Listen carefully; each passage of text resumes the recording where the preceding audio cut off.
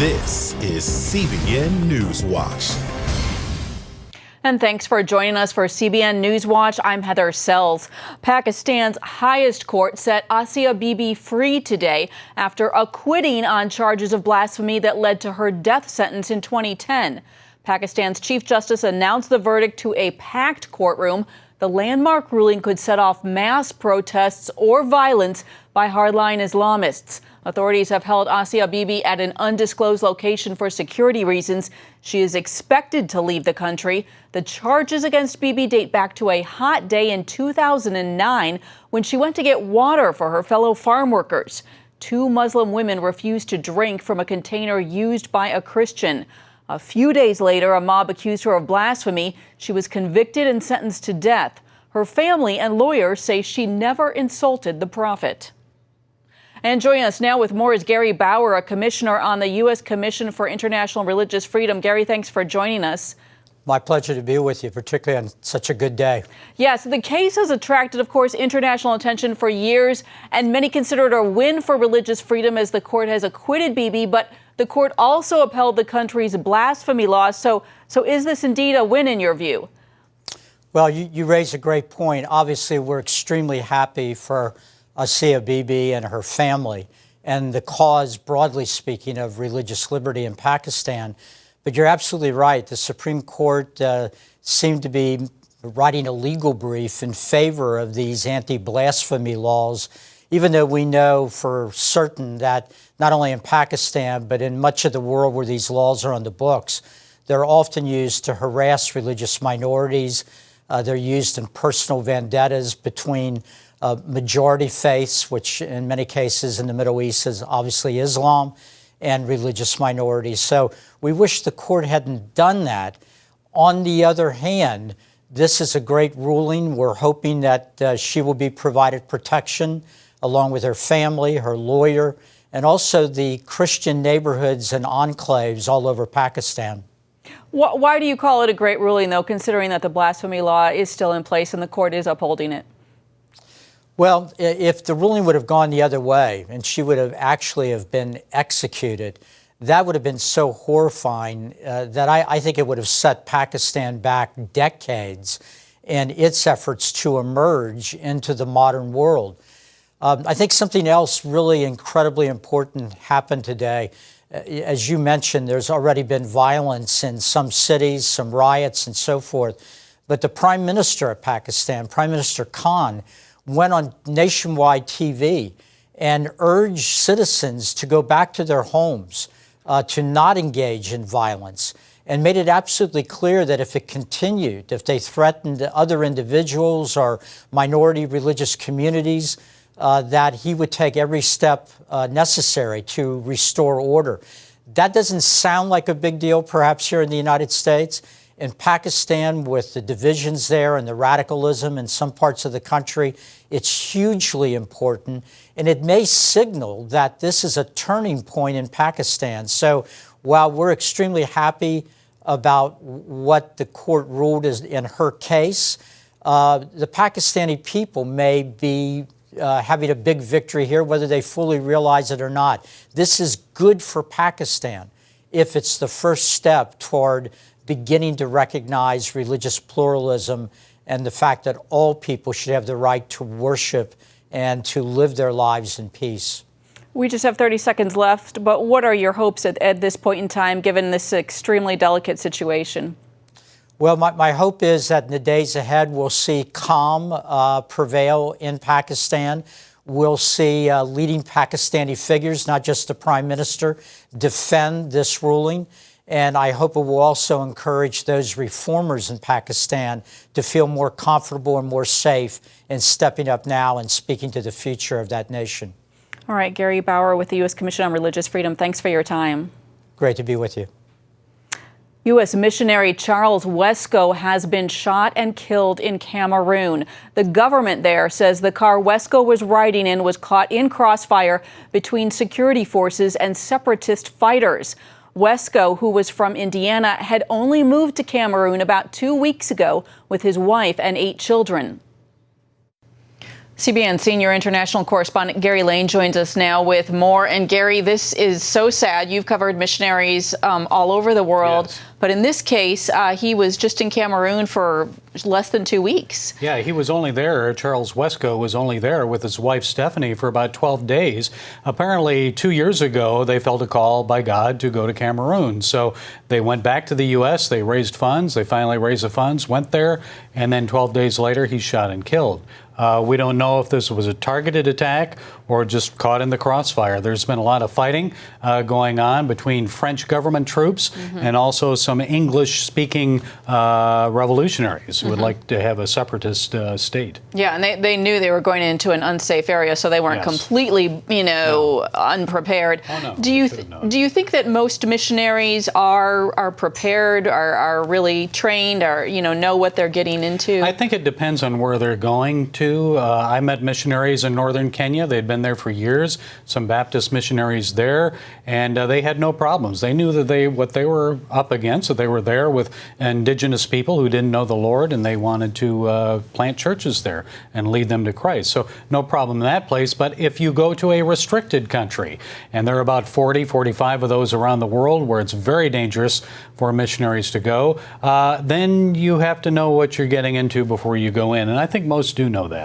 Yeah. They know the risks. We've got this case. There's also, of course, Andrew Brunson, who was a missionary, and then that case has attracted so much attention. And think of that, Heather. For 25 years, Brunson was in Turkey for 25 years, had no problems. He was winning people to Christ. Then he started working with some Syrian Kurds at his church in Izmir, and that's when he ran into problems after there was a coup in Turkey. So you never know what's going to happen. Things may be fine for a while, and then everything turns. Yeah, or right at the beginning, as in this case. Sure. Does this kind of violence, from your understanding of missions, do you think it deters people? Do you think it maybe attracts people who realize the stakes are really high when it comes to missions? I think it may deter some that aren't really committed, but those who are really committed to reaching people for Christ in, say, Muslim countries or very dangerous areas are going to go because they feel God has called them. And I think many of them that I have met over the years have an eternal perspective.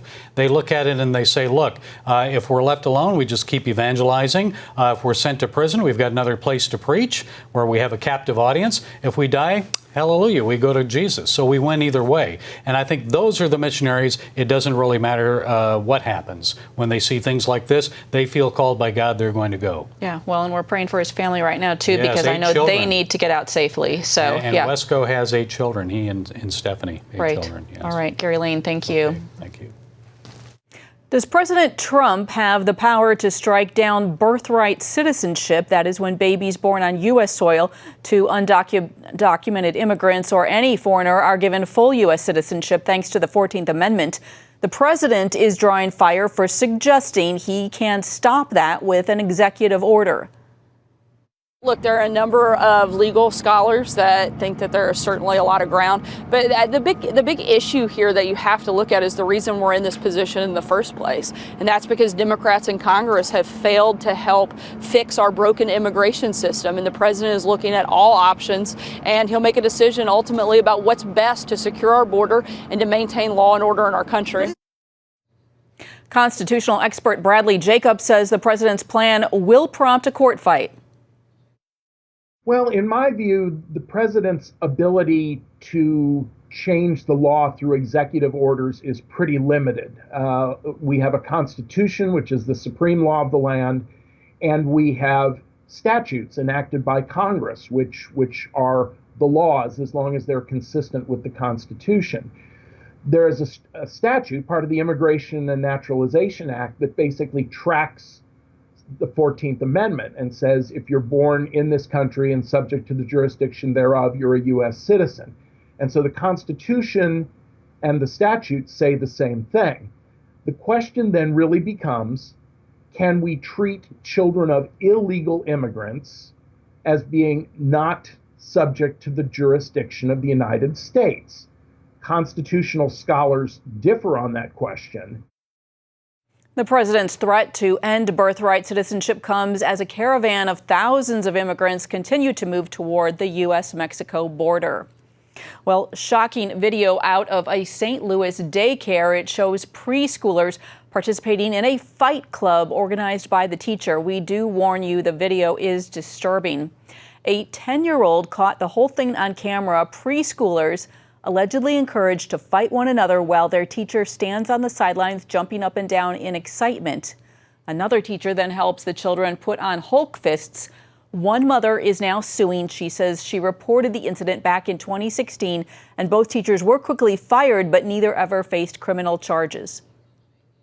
No one's being held accountable, and if I'm not a voice for my children, who will be? I don't know any parent that could watch their children go through this and not be upset.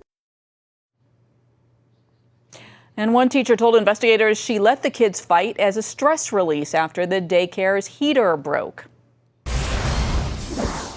Up next, in a year of close races before next week's midterm elections, where Republicans appear to have the advantage, the race in Arizona is one where Democrats are hoping to pick off a GOP seat in the battle for control of the Senate. We'll have that story when we come back. With the migrant caravan heading north to the U.S. through Mexico, immigration is a big issue in the midterm election, especially in the border state of Arizona. With Republican Senator Jeff Flake retiring, the Senate seat there is up for grabs. Abigail Robertson brings us a look at the two candidates, both women, and their positions on the issues. The Arizona Senate race is neck and neck with Congresswomen Martha McSally and Kyrsten Sinema, each hoping to become the first female senator to represent the state in Washington. It's pretty extraordinary to think about that here we are in 2018 and Arizona hasn't had a female senator. CBN News spoke to McSally while she visited Dream City Church in Phoenix. My faith is a part of everything I am and everything I do. Raised in a Christian family, McSally says she struggled at an early age after her father died when she was just 12 and a high school coach abused her. By the grace of God, I made it through those years because they were just really tumultuous for me and really could have crushed me. McSally went on to become the first female combat pilot for the U.S. Air Force.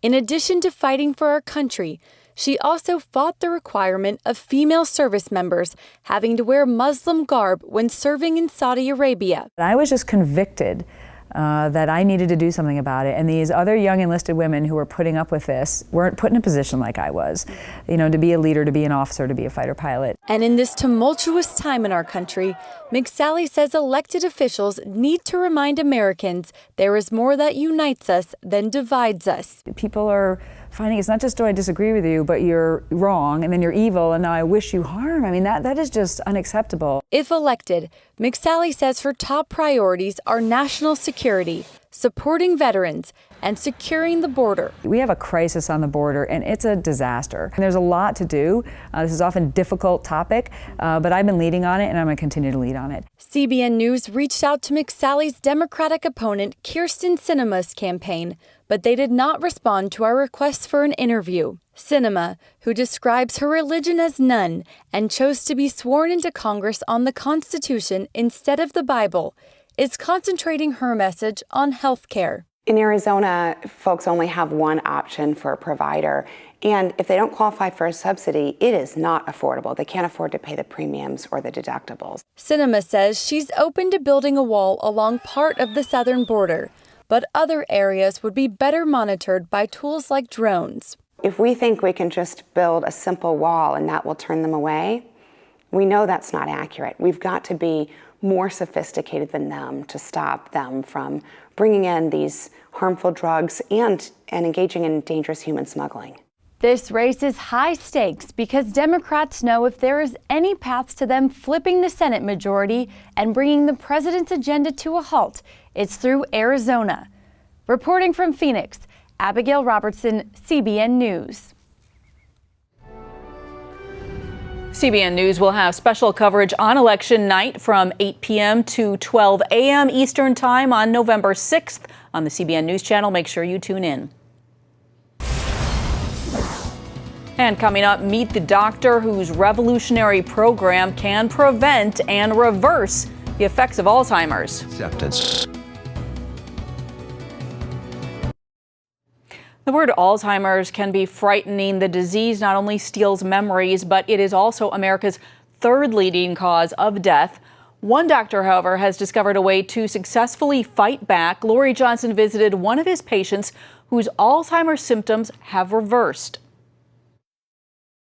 These days, 69-year-old Sally Weinrich smiles almost all the time, ever since her Alzheimer's symptoms reversed. Life is good. I like being able to remember, to connect the dots, because I've experienced the absence of thinking, and that is scary. Her husband, Martin, equally overjoyed. She has come back. Sally's not alone. Hundreds of patients with mild to moderate cognitive impairment experience never-before-seen improvements thanks to a revolutionary treatment developed by Dr. Dale Bredesen. Alzheimer's disease is no longer a mystery. You don't have to say, we don't know why you get it, we don't know what to do about it. We do know why you get it, we do know what to do about it, and we know how to prevent it. After 30 years of research, Dr. Bredesen is sharing his treatment in the new book, The End of Alzheimer's, as well as in medical journals. Just like a roof with 36 holes can only work when all 36 are repaired, Dr. Bredesen says there are 36 causes of Alzheimer's, which must all be addressed. If there are specific exposures, you want to get rid of those. If there are specific nutritional changes, you want to address those. If there are hormonal changes, you want to address those.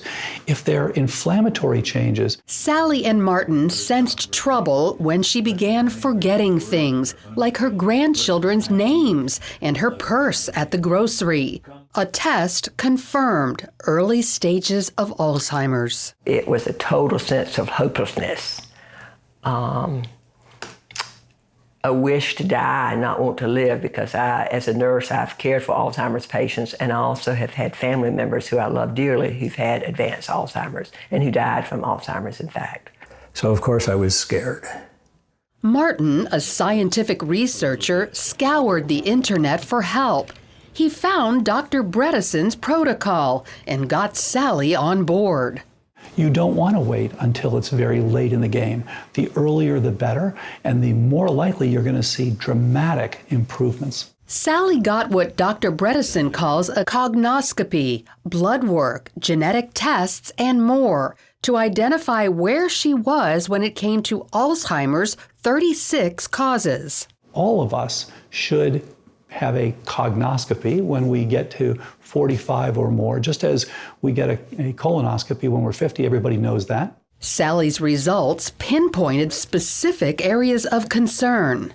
Each person's program is different, so we developed a computerized algorithm so that you can look at all the different contributors for each person, identify. The next step for Sally, tailor-made treatment that zeroes in on where she needs improvement.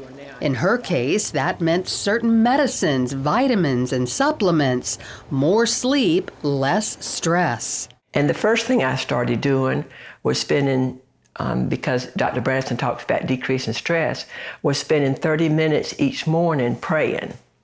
I immediately saw improvement in what I could recall. Next thing I did was increase my exercise. I immediately saw improvement in my thinking. Sally eats a mildly ketogenic diet as part of her treatment. That means no sugar and very few other carbohydrates. When I am ketogenic, my brain thinks clearer than when I'm not ketogenic. Sally eliminated exposure to certain toxins like mold and pesticides, addressed hidden infections in her body, and much more. I have not gone to town and forgotten my pocketbook since I've started this program.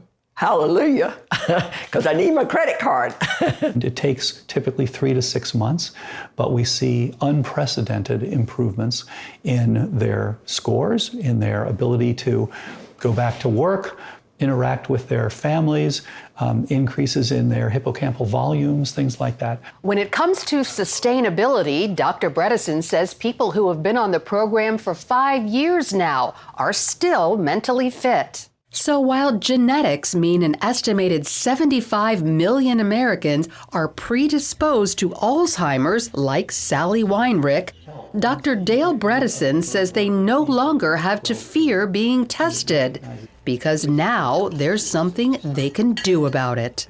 The fear is pretty much gone. The doubt is pretty much gone.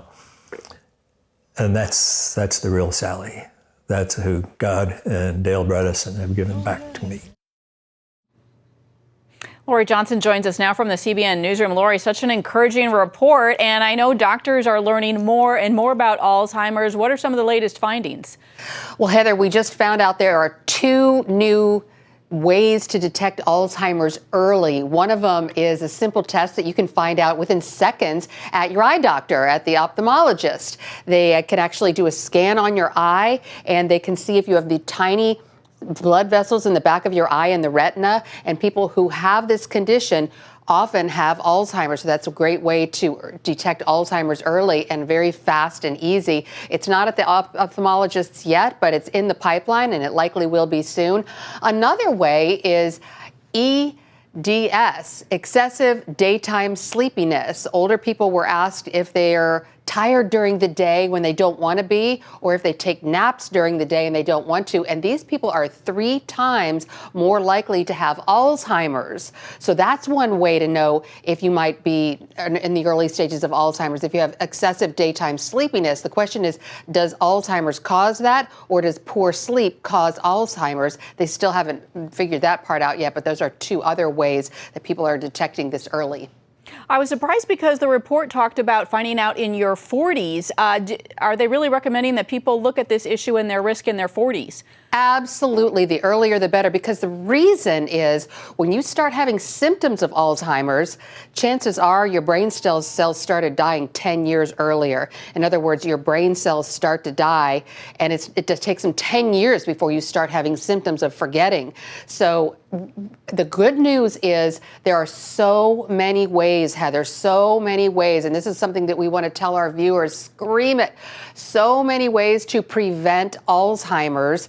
Once you have it, once those brain cells are gone, not so easy to cure, but there are so many ways to prevent it. So eating a great anti-inflammatory diet, staying away from sugar and carbohydrates is one of the best things. Making sure you have a healthy gut, take care of that gut and probiotic. Yeah. It's encouraging to know there are a lot of things that we can do. Lori Johnson, thank you so much for your insights. Sure. And stay with us. There is more of CBN NewsWatch right ahead. So a lunch lady in Virginia Beach is using fruit to send encouraging messages to students.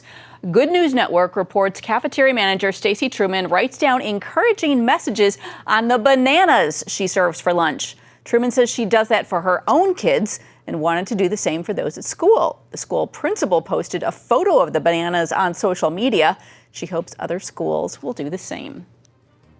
And you can find more of our exclusive coverage of the issues that you care about most at cbnnews.com. And please tell us what you think about the stories that you have seen here. You can do that by emailing newswatch@cbn.com or talk to us on Facebook, Twitter, and Instagram. We hope that you'll join us next time. Have a great day.